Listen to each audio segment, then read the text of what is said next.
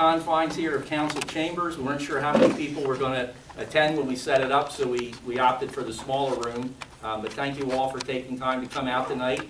And again, we're grateful that you feel interested enough in the issue. Just so we're all on the same page, I'm going to kind of give a little bit of overview of what prompted the request for the meeting. As many of you know, there are remedies available within the Pennsylvania statutes for conduct that gets under our skin. You know, whether it's people that are doing drug activities or people that have done illegal activities on a repeated basis. There are things that can be done. There are laws that are available. However, most residents don't know how to proceed, even though there are remedies spelled out in the statutes. So someone asked me if perhaps we could get somebody from the DA's office to come in and talk to us about the drug nuisance law and the expedited eviction of drug traffickers laws, and really any other guidance that the DA's office could give to residents as to what they could do to help law enforcement, the police. We have representatives from the Pottstown Police Department here. Again, this is to be kind of everybody getting on the same page as to what remedies are available and what suggestions the DA has and things like that. We're fortunate tonight to have Kevin Steele, who is the first assistant district attorney, and Jason Whaley, who is also in the DA's office. And I had asked them if they could talk for a little bit about the subject, and then hopefully all of you folks will have issues or questions or things that you want to find out more about, and then they can address it. So that's kind of the format and how we got here. And again, hopefully this will be a productive session for all of us.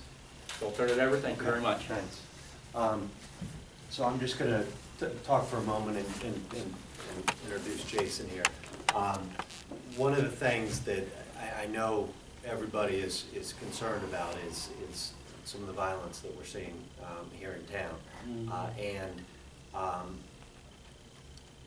What I want to preface some of the remarks on is we're here to listen. We can't really get into where we are in investigations, but I can tell you that there's a lot of active work going on right now, and we hope that it will bear fruit. But a lot of what we are able to do is when community members contact us and contact the police, and so those avenues of communication have to be open up all the time. And so part of the reason why we're out here tonight is to encourage that, and hopefully you can provide us with information, and then we can work together on it. I'm going to turn it over to Jason here. Jason has run our narcotics unit for a number of years. So he's was the captain of the narcotics unit until very recently. He just got promoted to be an assistant chief in our office. So he's very familiar with the drug laws, and hopefully can provide you with some information here that you can use and will be useful to you moving forward. And I'm going to stay, and if anyone has any questions for me as things go, I'm happy to contribute what I can to here. So, go ahead, John. Good evening. As Kevin stated, we are here to listen. So I'm going to talk briefly about the drug nuisance statute. I understand you guys have some questions and concerns about that, how we can utilize it. But we also want to hear anything you guys have to say, and basically have a free flow of information between our office, the police department, and you guys, because you guys are the reason and the way things can happen. And it's true. So the drug nuisance law, in a nutshell, it's a civil action that can be instituted by a community group of the DA's office to evict someone from property. How that happens? You have to put the person on notice of the adverse impact that you think is going on in the community regarding that property, increased foot traffic, stuff of that nature, a lot of police responses, a lot of ambulance responses, stuff like that. In addition, then you have to notify the person, and then a complaint can be filed under a civil action. In my opinion, it is dangerous for the community to engage in this behavior. I think you should notify the police. It's not my recommendation that anyone from the community knock on someone's door and say, "Hi, I know you're a drug dealer, excuse me. I see that I'm gonna go back 2 doors down now and go to my house." Because now they know who you are, now they know what you're involved in, they know you're watching them, and they might change their activity, but more importantly, they're gonna focus on you. And considering the violence that has happened here recently, somebody that was killed was the person who was complaining about foot traffic. Someone was killed as a result of that. And our concern is we don't want anyone to engage in that behavior. I saw somebody say, "Wow, it's true." So once they know that you're on them, they're gonna have their eye on you just as we have their eye on them. And I've done drug work for a number of years, and basically you're gonna poke the hornet's nest. We think more long-term. This drug nuisance statute is a short-term fix. What it is, it's a short-term solution, but eventually maybe you're gonna get the person evicted, but somebody else is gonna move right there in the interim. And you want to attack the person, and the root issue is that activity that the person is engaged in, not the property. Now, speaking to residents, property is important because you guys live here. You are this community. You don't want this going on next door. You don't want this going on in your storefronts and by your kids' schools. I completely understand that. But longer-term investigations in drug work are what changes a community or what changes behavior. So my recommendation is if you see something, talk to the police and notify them immediately. If you see any one of those things, the increased foot traffic, increased police activity, people coming all hours of the night, people hanging around outside, loud music, notify the Pottstown Police Department or call our office. You can call the DA's office and say, "Hey, this address in Pottstown, I'm not sure what's going on here, but something is." And if you notify our office or the police department, we will take steps to rectify that situation. I understand this may take time, but at that point, then we will keep our eye on the house. We will start an investigation and do what we do. And I can tell you from drug work, that's when we really get information. We're not after that guy. We're after that guy, the guy above him, and a guy above him, who's supplying him the drugs, who's supplying his supplier and him. So we're not just after the property. So though this is a tool, and some other jurisdictions utilize this, I think it is an extreme short-term fix. So it's a short-term pain not to use it, but it's a long-term gain in the sense that if you tell us what's going on, we could use the resources we have then to focus on that property and focus on that individual, conduct surveillance, follow him, see where he's going, see who he hangs out with, and build and cast a wider net over the community to get people as a whole. But considering the violence going on right now, you have our attention. We know what's going on in the community. As Kevin said, we are not going into the specifics of investigations, but you have our attention. We are aware of what is happening here. That's what I can say about the drug nuisance law. The recommendation is if you see something, you guys have to speak up. Part of the problem we are seeing here is community people not speaking up. Not the people in this room, because you are all here tonight taking time. I know you were vocal. I know you were out there telling the police department, telling your representatives, your leaders who sit in the other room, this is the problem, this is what we want to get done. But a lot of people aren't speaking up. Well, I didn't see anything. I don't know what goes on. That house, I don't know what goes on at that house because they're fearful. We completely understand that. We don't want anybody to be put at risk. But people have to speak up. So besides telling the police that what's going on, tell your neighbors. Tell other people in the community that aren't in this room, hey, this is how we can stop this problem. This is how we can start to fight this. And that's we all have to do something about it. Not the people in this room speaking about the problem, but the community as a whole. One person turns to 2, 2 to 4, etc. Because a lot of people, unfortunately, do not say anything when they have valuable information. Very valuable information, and we need that. For us to do our jobs, we need information. That's why tonight is important, because we're here to listen. We want to hear what you have to say, and we want to move forward. But that's regarding the nuisance statute. I would tell the police, and then we will take steps to keep an eye on that property and cast a wider net, much wider than just evicting that person. Can I jump in on a couple things too? As Jason's talking, one of the things that we try to do with information that comes to us is keep people's identity a secret, confidential informant, things of that nature, and we do our best to do that. So when people are giving information to the police, we attempt to do that so that nobody would be endangered by something along those lines.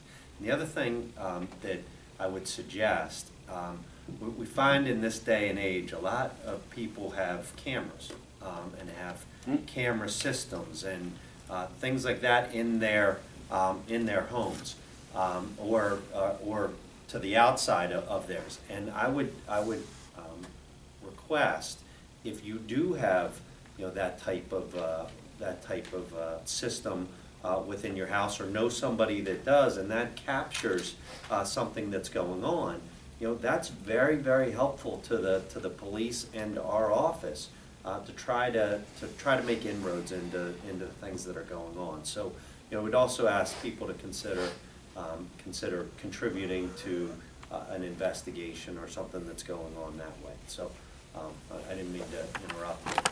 No, and Kevin's exactly right. As you see on TV in other cities or other news reports, what can be reported, you guys are important as far as gathering information.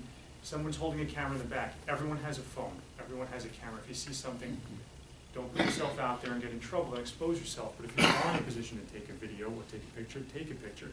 If you're in a position, if you see the same car there with a license plate, get the license plate number, notify us. And it's more of the flow of information is how this problem is going to be stopped, and that is why we're here. I would like to open it up at this time for any concerns or questions you guys might have moving forward. Yes, Miss?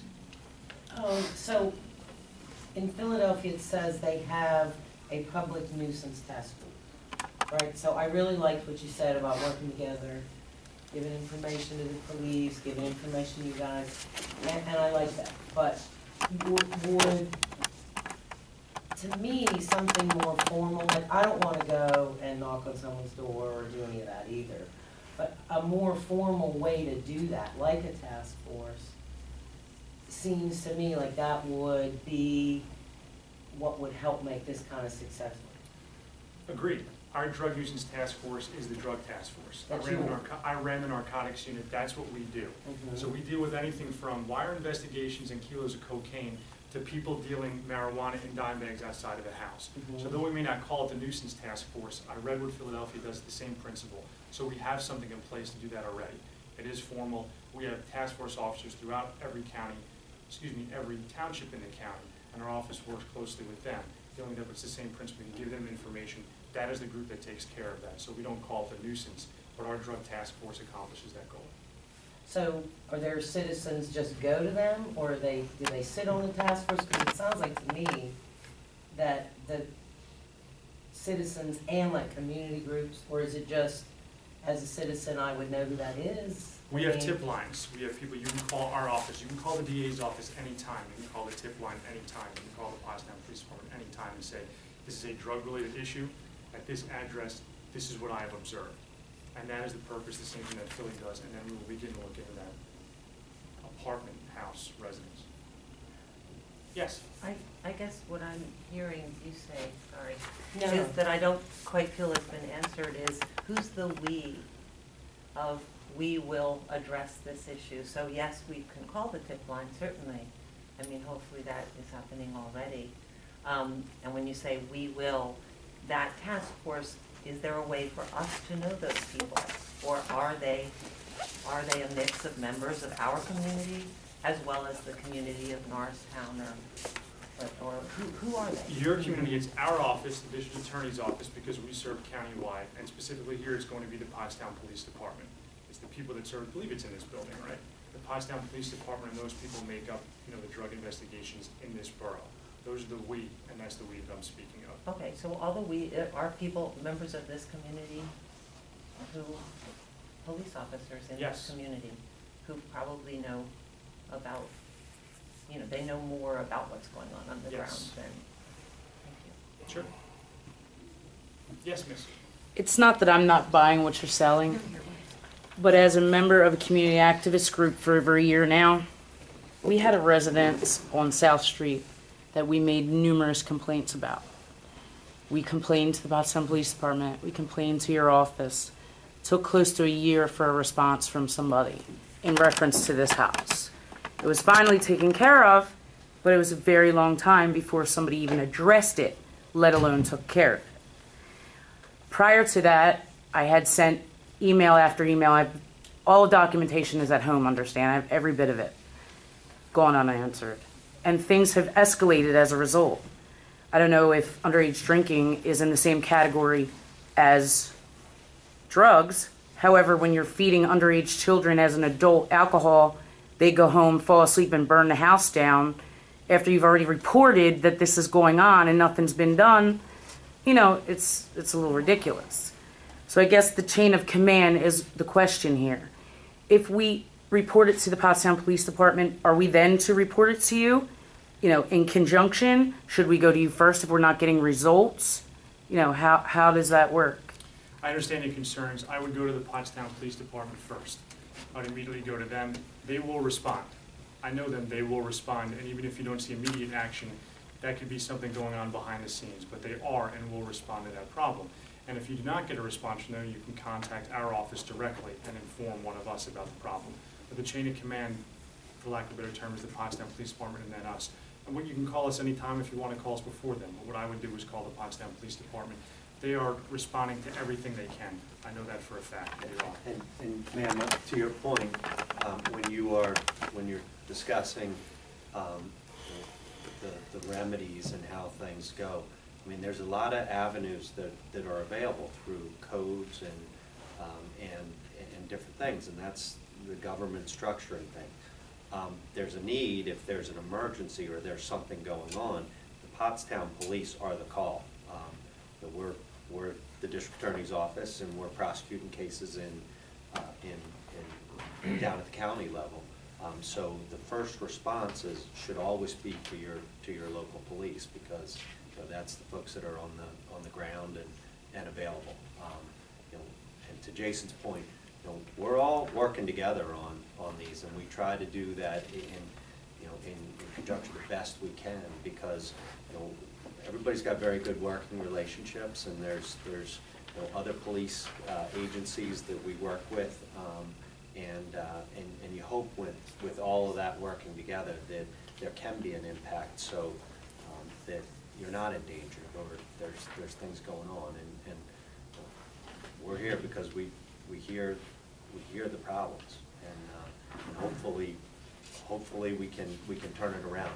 But please know that it can't be law enforcement as the remedy. This is Much bigger. It's all of us, and that you all are out here and talking about that, makes me feel like there's a chance to move things in the right direction because of community involvement. But that's a big part of this, because it's a great police department, but they can't be everywhere all the time. So it's using that and using the cameras, or using information and trying to get it. And we go through a lot of legal standards that we have to go to search a house.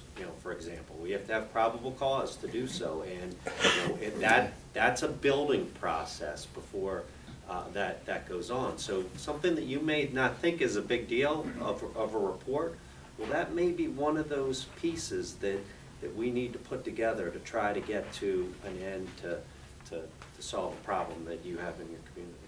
Thank you. Sure. Two questions. Where's the district attorney's office? Is that here in Pottstown? It's in Norristown. Norristown. In the courthouse, yes, sir. Okay, my other question is, excuse me, since the police are probably where there are probably known areas where there's, I would imagine, I'm not sure, there's more concentration of complaints or arrests regarding drugs or whatever, violence, does the police, as part of their shift, do they tend to concentrate on these areas where they've gotten increased reports from violence or drug activities?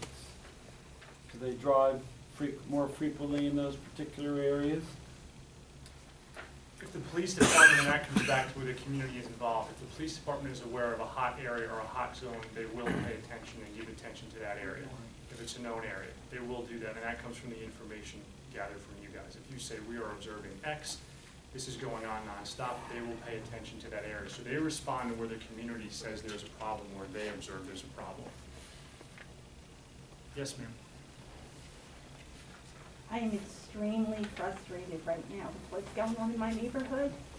And I have to tell you, it's very hard to catch the problem. I have cameras now, they cost me a lot of money that I don't have. I have to upgrade my cable system to work the cameras.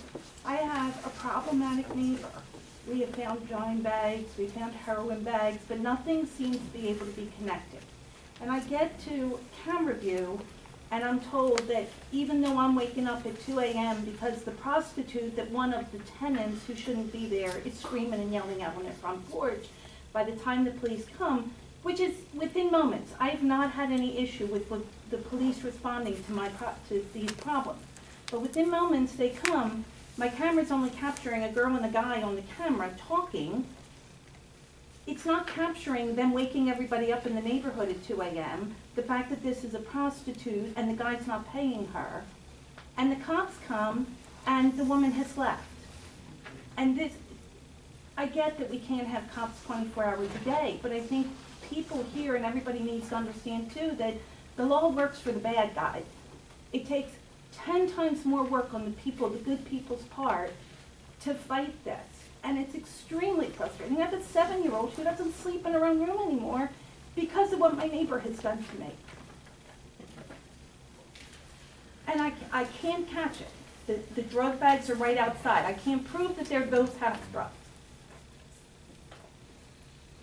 So, let me ask you Been a there. couple questions. Me too. Do you have, when you are finding those things, have you contacted the police? Yes.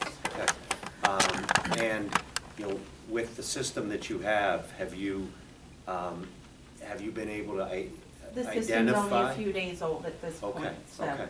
Well, please, like, I would encourage you to share, you know, information, because, you know, that partnership between everybody, that provides us opportunities to be able to address that. And, you know, that's us working together on things, and, you know, I hear it in your voice. You know, this needs to be dealt with. And I've spent a fair amount of time with the law enforcement officers here, and I know how hard, you know, they work and they try. And you know, we have other folks that are, you know, assisting and working with the police here. So just please keep providing the information, and I hope that this does not continue into the future. So we'll, you know, make sure that we're connecting up with people here Yeah, before we we leave. have, like I said, I've had conversation with the police, and unless, you know, I have a cop come, he gets a dime bag that we find, Uh-huh.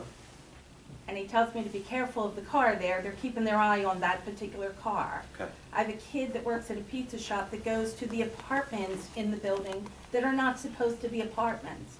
I get messages from the landlord telling me to leave his good tenants alone. It's just very frustrating, and I know the police are frustrated, I know it's frustrating, but I think people here need to understand that it really is gonna take a lot of time and effort to do this. Keep trying. You know, that's, and that's the key. We gotta keep trying, and we gotta keep working together, okay? I think you said it's a short, and I understand, so I'm not questioning you, you said it's a short-term solution to long-term problem. And we're really after the person and the person above and the person not after the property. I think that in some areas of our town, the property attracts this kind of element. So I'm having a hard time separating the property from the problem. And I'm not saying that's where Sheila lives, but I'm saying there are areas in this town where those two things seem, I can't separate them.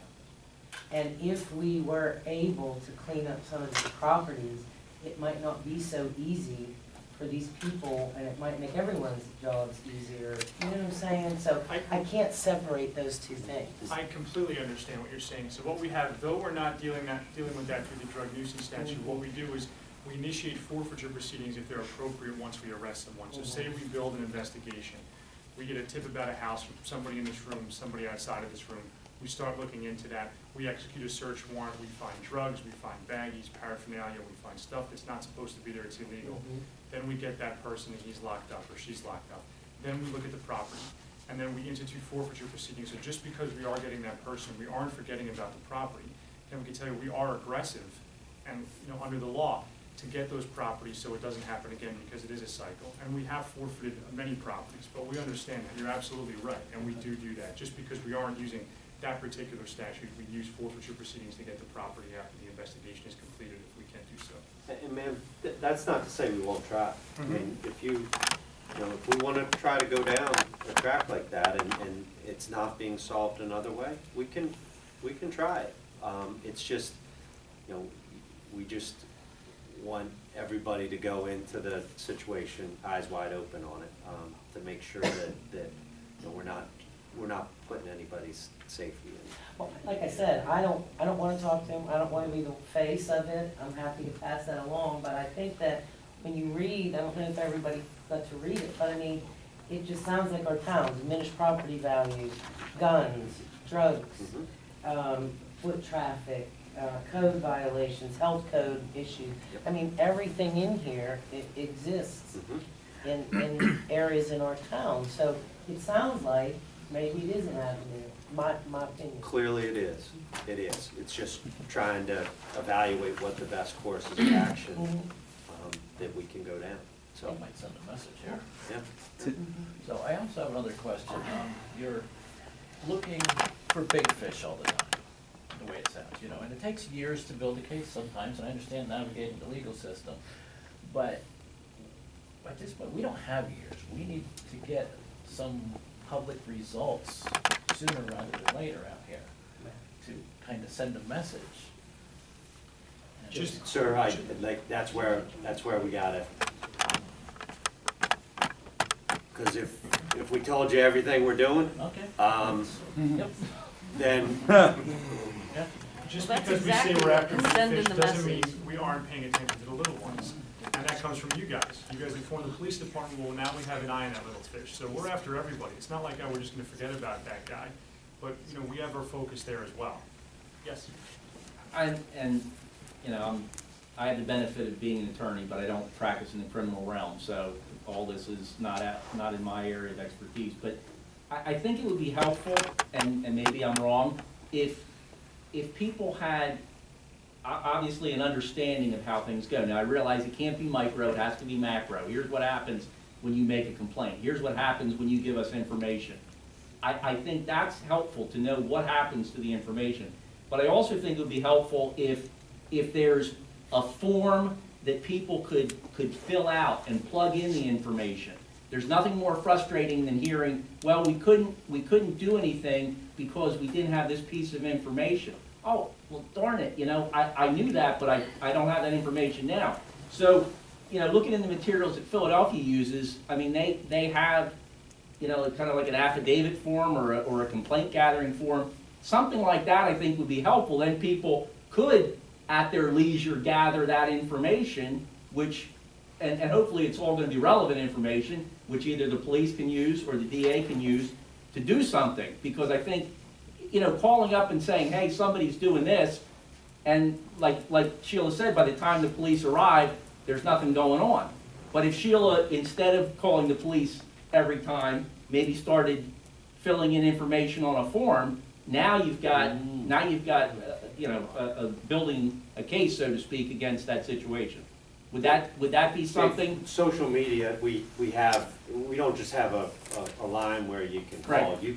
You can go on the internet and we have a tip area where you can plug. Yeah, it's on the DA office website. If you go on there, it actually has a box for comments and everything where you can. Okay, but what I'm saying is, if we're starting in Pottstown, and it's going to end up, or possibly end up with the DA's office because it's a bigger investigation, I would think that a form that Pottstown can use, and also the same form that the DA can use, would be something that would be the most bang for the buck. The people that are providing the information, it then is utilized locally here by Pottstown, and if it needs to go to Norristown, then all the information's there. I'm just suggesting something common that the public can use, and then that you folks can use to the extent that you need it. Yeah, it's With not a what bad. kind of Let me information? touch on a few things. I'm Corporal Mike Long from the Pottstown Police Department. I am the corporal of the Community Response Unit. We essentially are tasked with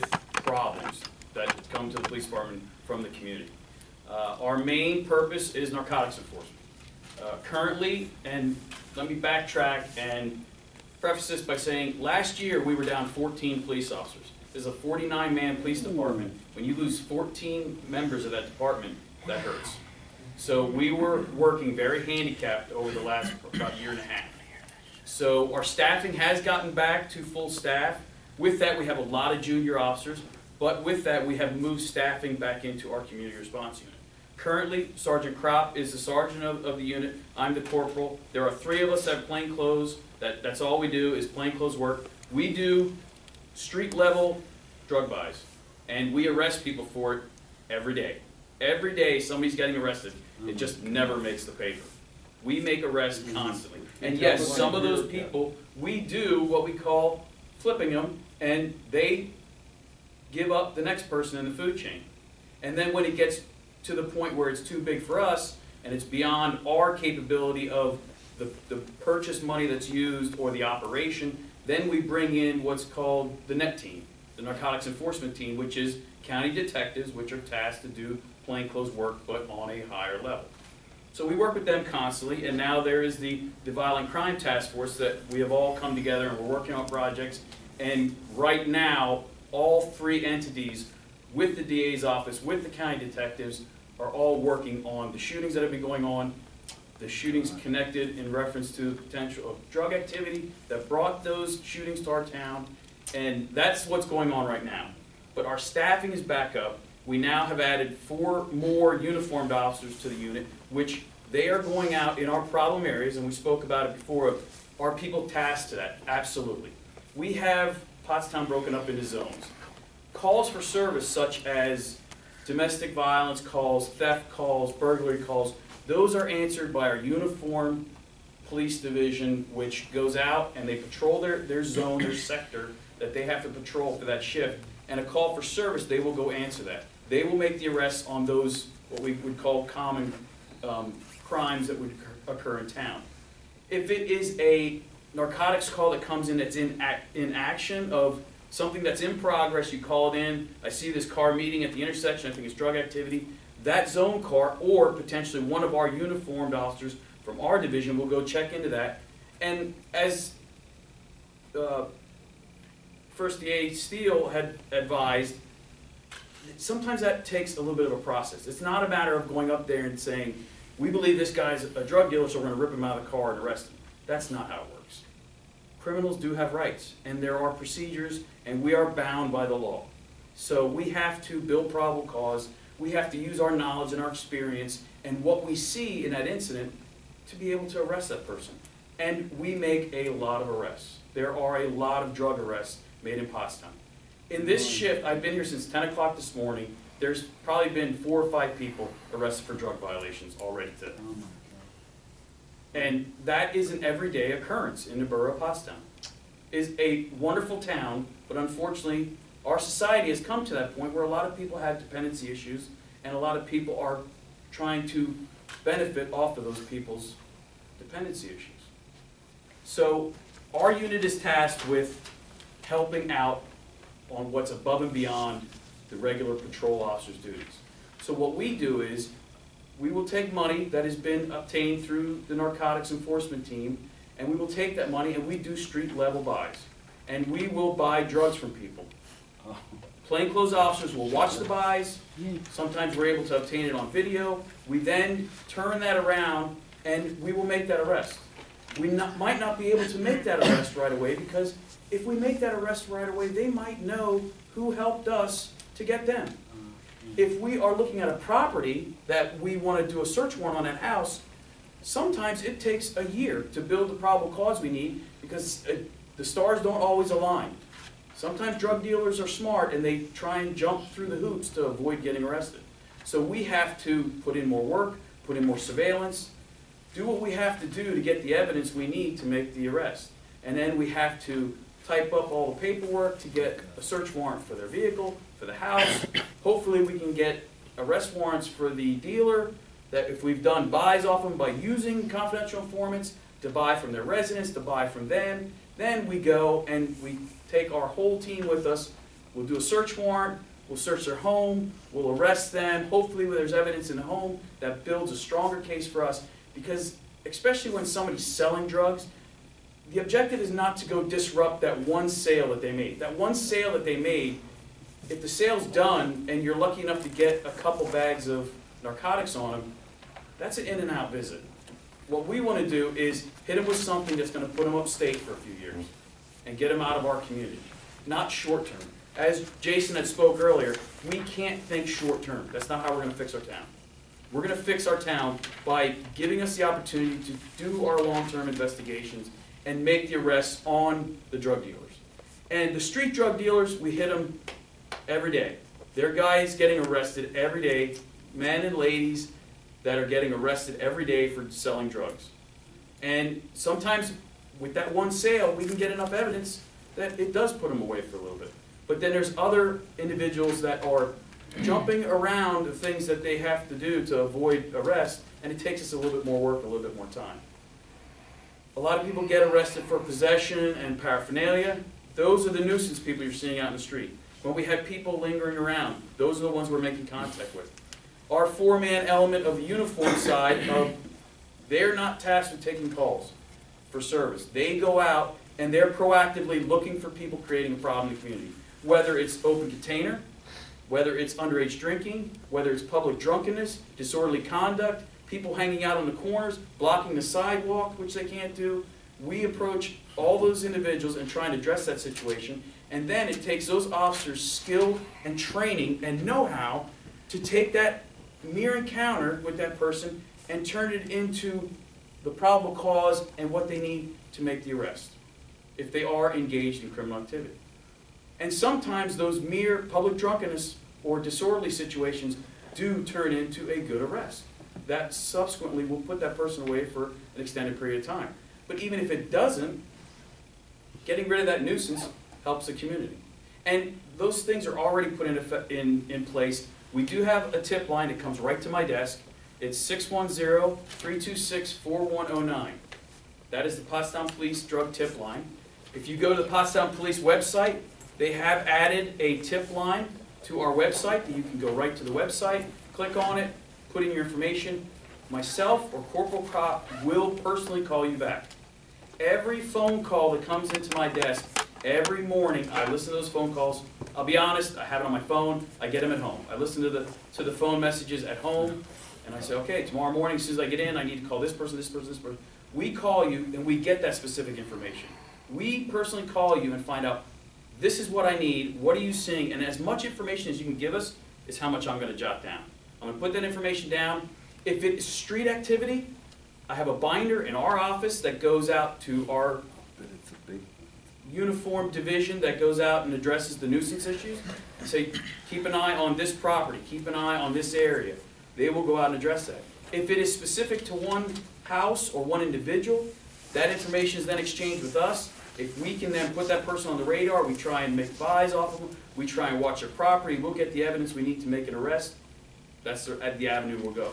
If it becomes a bigger investigation, then we will draw from the DA's office and get the narcotics enforcement team involved. And we, basically with the community response team, we are Pottstown Police Department's narcotics enforcement team, which this community is fortunate that we actually have that.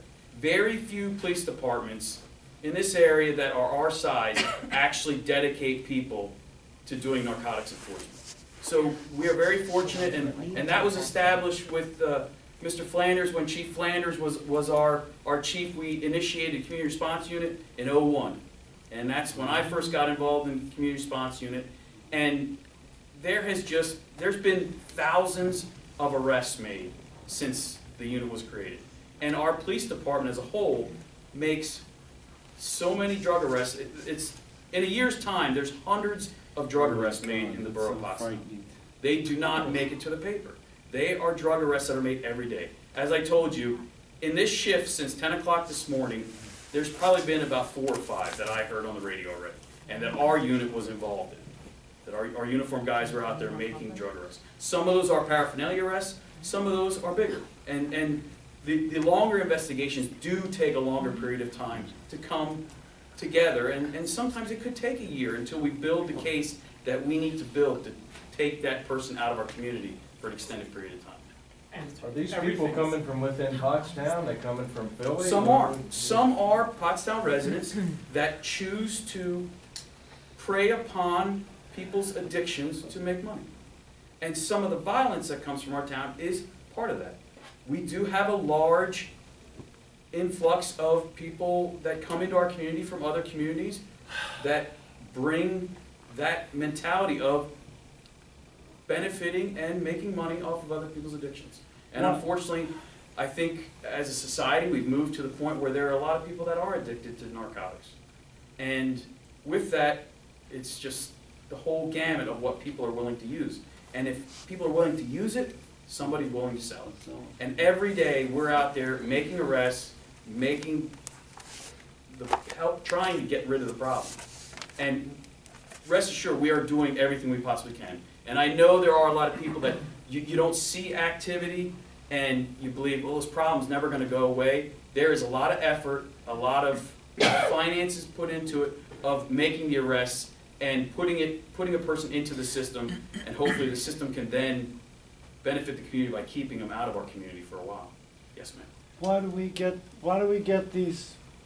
do these people come here? Is it because their community where they used to live chased them out, or they have? No, I think we actually have people coming into our community because most communities in America, unfortunately, have people coming into their communities. Oh, We think that every area, certain areas are better than others. Well, maybe there isn't as many, but the problem's there.